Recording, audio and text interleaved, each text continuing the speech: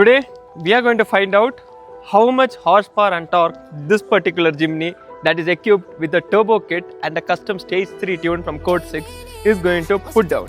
So today I'll be showing you the complete dyno procedure as well as the total output that is being seen in the dyno results. So come along. So guys, we have loaded the car finally on the dyno and then strapped it and fixed the fan there to keep the car cool, and we are going to do 2 consecutive runs to find out the exact output put by this car that is equipped with Stage-3 tune and turbo from Code6.